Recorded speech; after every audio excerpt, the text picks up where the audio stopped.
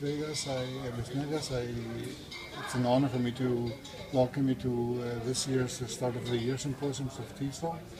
Uh, I would just like to know, I would like to inform our public what your speech is going to be about, just a simple outline of your speech, and maybe some definitions, some attractions, some important things, some important points that you definitely know better than I. Uh, could you please tell us about your speech? Okay, first of all, I'm Vicky. Okay, and I've been involved with TESOL since its conception. When Penny, the chairperson, asked me in the spring to do a talk, I said, what can I do a talk about? I've done, because my forte is teaching business English for professionals, and I've done a lot of talks on adults, professionals, and so on.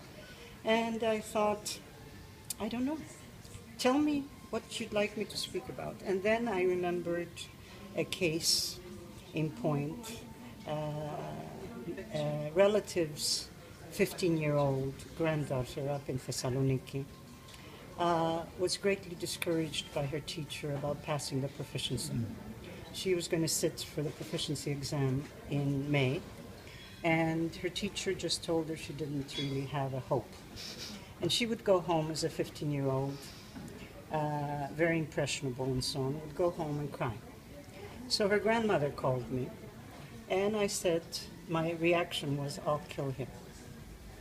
It was a him. I'll kill him for discouraging this, because I had talked to this girl last year at Easter, because we had Easter together as relatives up there, and her English was very good.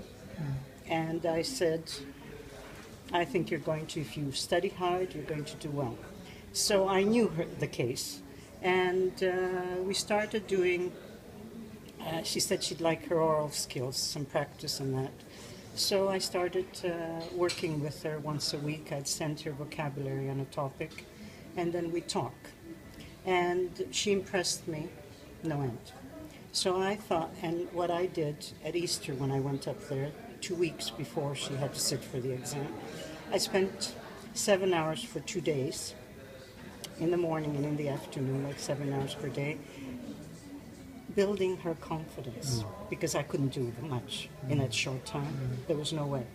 So I thought, okay, encouragement, that's going to be the talk.